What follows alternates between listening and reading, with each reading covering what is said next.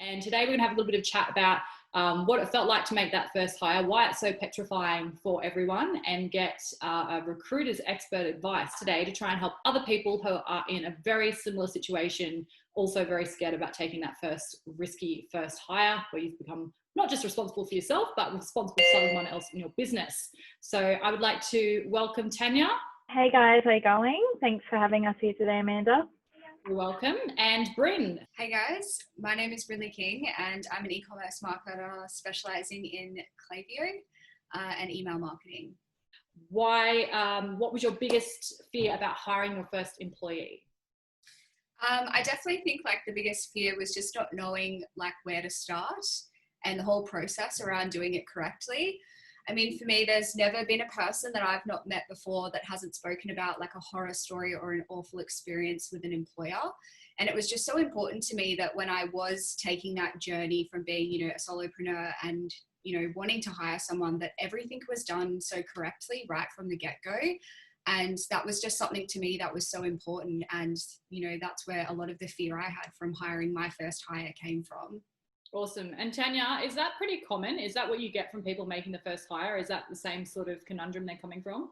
Yeah, I think especially with business owners, because even building our business, 7-8 years ago, it's your baby. So I think being a business owner has certainly made me a better recruiter. So I guess the biggest roadblocks that people have is definitely that first hire.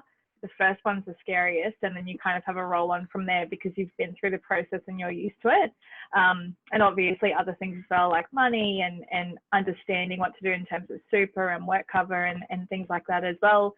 And then the fear that they can't replicate or do what you do so well. And then, many things, but yeah, in a nutshell. So, Bryn, do you want to explain to me how you initially went about trying to find your first hire? Because I know from being alongside with you in your business journey, we've both been doing business for about 3 years together now. You've had a few attempts at trying to find your own employee. Do you want to explain what the process has been like and how that was for you?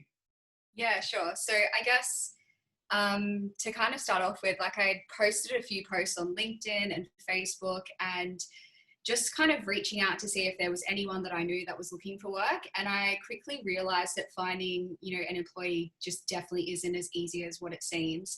And so I always knew that there was resources out there like Seek and places like that. But when you are a one-woman band and you've got so many things going on in your business that you're trying to juggle, I just almost thought to myself, using a platform like Seek and having 100+ applications that I'd have to review, with all of these people applying, I just almost felt like it would be my breaking point. And so it was just something to me that I just kept putting it off for so long because I was just just the fear of that as well too, of just being inundated with people and then kind of, feeling like, oh my God, there's so much, and that overwhelm. So that was definitely something for me that, going in and out of that experience and really trying to post online on LinkedIn and places like that, that I found that I wasn't doing it correctly right from the get-go. Yeah. And I mean, I don't know if I've asked you this before because essentially I put you guys together, but had you considered going through a recruitment agency before meeting Tanya? No. So to be honest, I didn't. And I didn't really think of a recruitment agency as an option for hiring for me in the beginning. It was then, when we all went to dinner that night and I met Tanya, and I was just really intrigued by what she did for a living, and also too with the whole Black Wolf Consulting. It was just so intriguing to me. And then that's when, looking back on it all now, I feel like if I would have considered a recruitment agency years ago and knowing the experience I've had and what I've gone through, I definitely would have hired years ago. And Tanya, is that a pretty common thread? I guess some people think, hey, if I'm a solopreneur and I'm making my first hire, but I've only just gotten comfortable sort of affording my own lifestyle, let alone paying a recruiter, that they think it's out of reach and it's something that they can't afford to do. I think it really goes into how much the entrepreneur or the solopreneur is working. And for Bryn, it was, 18 hours to 20 hours a day. When you look at the cost of using a recruiter and also the cost of a bad hire, which I'm sure we'll go into, that almost cancels itself out in the first couple of weeks. So really common. There's a few things that come up depending on whoever, what stage you're at in terms of the recruitment process or what stage you're at in terms of your own business as well. So Bryn, Tell us now, what is it like being an employer? It's great. As you can tell, I'm probably glowing. No, but it's been really good. I'm really loving it so far. And I guess from an employer standpoint, it's helped me so much. My new staff member, Brady, is phenomenal. And I'm just so appreciative of the whole process because I never would have found her without doing this. And then also too, from like a personal perspective, I actually have a bit of my life back now, and I'm spending quality time with my partner, friends, family. And, you know, in the first week of all of this happening with Brady coming on board, you know, my partner mentioned to me just how different and stress-free I was. And it was just such a testament to the entire process. You know, he made a couple of references that just really stuck with me. That was like, you know, this experience has just helped me so much. When we're looking at people being ready to make the leap like Bryn has, when do you consider someone's ready to actually take on an employee in their business? It depends on the service, I think, and it also depends on output. So, for example, if you're in a business where you might be on selling a product, you know, you might have an Australian headquarters, but you actually do, you know, on selling, and then it's relatively simple and you've got the logistics and everything sorted, probably 1 to 2 years.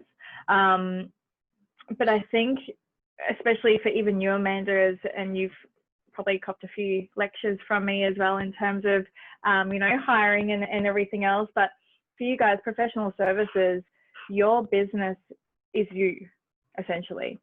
The reason why clients come to you is obviously the service that you provide, but also you as a person, because you can, you know, Bryn could have gone to other recruiters, but, you know, I guess, the fact that we gelled and I understood her business and also her drivers, that worked for her.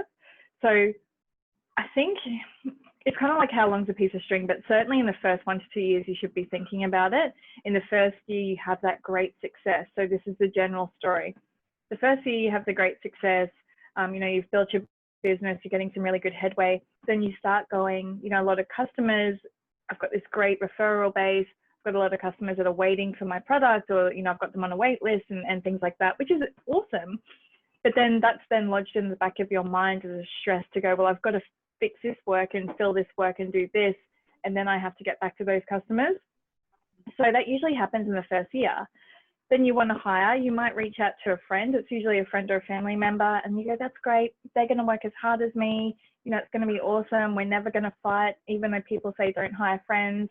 Usually what happens, but anyone that you hire will not have the same output as you, because they're not the business owner. You shouldn't expect them to have the same output as you. It's very different motivators as well. So I think you need to get to that point. So I always hire when I feel like there's quality lacking. So not in terms of what we're putting out there, but if I'm finding that I can't get back to my clients, or one of my consultants, or, you know, they're struggling to meet the deadlines that we set for ourselves, then I go, it's not them, it's the fact that our capability might not be as strong as it was. So then I hire. So you should really always be hiring or talking to people as well. It doesn't take, you know, it can take a month to hire someone. Someone is coming to you for the first time and they sign up as a client and you're going out to find their employee. What sort of things happen from that initial sign up? So typically, a lot of clients will come through, certainly through myself and Pete, the other business owner, as a referral. They do come through the consultants as well, through their client base. We then have an initial phone call. Usually if they're based in Queensland and we're not in a COVID-19 situation, we do visit them. If we're in Sydney or Melbourne, we would go fly in and see them if we could do that as well. So we always do a client visit initially. So it's, you know, what's the pain? What are you looking for?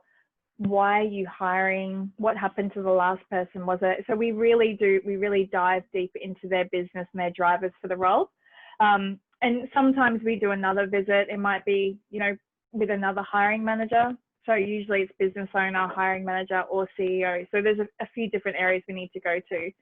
Then we find out, we craft the role. So what do they expect the role to look like now, and what will it look like in the next 3 months or, you know, 12 months? What do they see the success being in this role? And then from there we set time frames. So people might, say, look, I'm not ready to hire for 3 months. Well, that's great. We should still start looking now, because by the time you have interviews booked, by the time I find someone and then they have to give notice, some people have a 4-week notice period. So 3 months is probably a really good lead in for me if I'm finding someone, but some people need them really fast. So client visit, you have to understand what the business looks like, who they're reporting to, what the team's like, and also what the expectations are for the role. And then you start recruiting from there. If I cannot get a good culture understanding of that business, or I don't know the drivers of the role, then I can't match the person to that role. So we are a little bit more, I guess, we're a little bit more intense in how we search, and that good fit. Bryn's role was actually really fun to recruit for. So I had one of my lead consultants recruit with me on that one. And yeah, and Jade's very similar to myself in how she recruits. So I was able to say, a similar person to you, Jade, and that's what we're looking for. So someone that will support Bryn, and like how she used to support me when she first started. There's a lot of really fun roles that we go into, and with Bryn it was really easy because I understood what she needed, and I guess her motivators were to grow the business but also get her life back. So when we caught up and she was like, able to see her friends and spend more time with Tyson, that was more of a win for Jade and I, probably equally as, her new staff member starting. Roughly, when you do a sort of an average recruit, we'll just say for like a professional services role, how many applicants are you sifting through? Like, how much time are you saving someone if they thought that they could do this themselves? It depends. There's 2 ways. You can advertise, which we don't really advertise.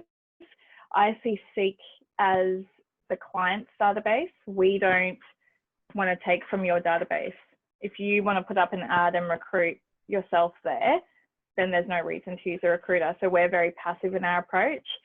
For Bryn's role, we probably initially screened about 30 people and then phone screened and interviewed 10 to 15, and then we cut it down to 3. So if you think about this, depending on how intense your interview process is, for us, interviews take anywhere between half an hour to an hour, not to mention all the resumes you're going through, writing the ad, putting the ad up on Seek, downloading it's a lot of time. And Bryn is the only person, or was the only person in her business. So her time is worth so much more than having to sit there and kind of go through those applicants. What would you say to someone else who is struggling to make that leap? I would just say to just do it. I sat on the fence about it for almost 3 years, just thinking of every excuse as to why I didn't need to do it. And it was almost like within 2 weeks or 3 weeks of engaging Black Wolf Consulting, to go through this process, I had hired someone. So, as well too, I'm such a firm believer in this, and I don't know why I didn't consider this right from the get-go. In my chosen field, I would consider myself a specialist in what I do, and, engaging a specialist recruitment company to recruit for you, it's like a no-brainer, and I'm just wishing that I had done it so much sooner. So if you are struggling to make the leap, I 100% recommend hiring a recruitment agency. It's just worth every penny. Yeah, and by specialist, I've not met anyone who matches you for your attention to detail and your skill set and your experience. So I wouldn't say you're a specialist, you're pretty much unicorn. So you need the unicorn recruiter to come in and help you, which is why Tanya has created that for you. But Tanya, tell me, if people are looking at recruiters, what things should people be looking out for if they aren't working with you direct, if they're going to be going through someone else? What are some of the tips about picking the best recruitment agency or recruiter? So don't go for anyone else. That's the first point. Look, I think with recruiters, you need to have someone that is a partner. So one of our new recruiters that just started in his interview, I loved what he said, and it's certainly something that we say, but we're not a provider, we're a partner. So we should understand what your business is about and what the objectives are. I think with hiring a recruiter, ask them, where they've recruited in a similar space, if they're recruited for competitors, what types of roles they've recruited for in the past, how many years experience, ask them how long they've been with their agency. So recruiters do tend to jump from job to job because it's very, in some companies, all due respect to their model, but it's very transactional. So they find that a lot of recruiters bounce every 3 to 6 months. And, you know, if Bryn wanted to call me in 6 months because she wanted to hire someone, or Jade, and they were gone, how would you feel about that agency? You wouldn't get the same, you know, feeling that you would. So I think, you know, definitely tenure in their business and their experience. Recruiters tend to talk a lot about money, and that's fine, but you also need to build the value as well. So I guess where we build our value is also our network, but making you feel like it's not a problem. So it's okay, Bryn, we're going to organize the people for you. We're going to book the interviews. You can meet them in our boardroom. We can coordinate this, that. You're going to get an email from Taylor. It'll all be booked in for you. So it should be easy for you. You shouldn't be chasing me up going, hey, Tan, where are those candidates? It should just happen very seamlessly. Yeah, awesome. So earlier we were talking about potentially getting you to speak to some of the resources or external places people can go to get more information. And one of the places we like to get our information, which we've all discovered, is because we have our little book club going as well, and we do like to read our books. And Tanya, very kind in buying me my first copy of The E-Myth, which completely opened my eyes. And I'm sitting there texting Bryn every chapter I go through, going, "Oh my God, Bryn, this is speaking to us. You know, like, this is our book. You know, this is what we need to be doing." Old Bryn over here has, you know, been looking at the one person, $1 million business book, thinking she's going to be working on her own for the rest of her life, which thankfully has now changed. But tell us, like, you're really good at reading and keeping up on the literature and keeping across all of the news and current affairs and things that are happening, not just in your industry, but as a business development manager and coach and mentor and expert. So tell us now, like, where are some of the best places to go to get help, other than connecting with you, obviously?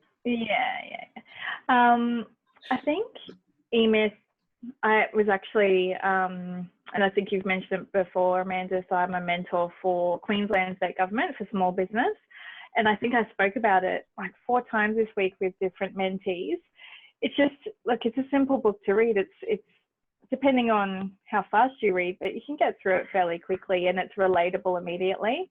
I think subscriptions like Entrepreneur or Harvard Business Review, just having a chat with general people, like, Australia is amazing for that. We have a lot of companies and groups that will just, on LinkedIn, they'll just reach out and, you know, have open discussions, even on LinkedIn, connect with people on there and talk about, I guess, the types of struggles that they're having and what they're going through. And I believe you guys, you know, obviously get together with a lot of business groups quite often as well. And I think just people that are like-minded. So I connect with people, you know, females that are under 40 or over 40. I don't really have a preference, but that are in similar industries to myself, that are in consulting, professional services. Whenever someone's looking for information, you just ask.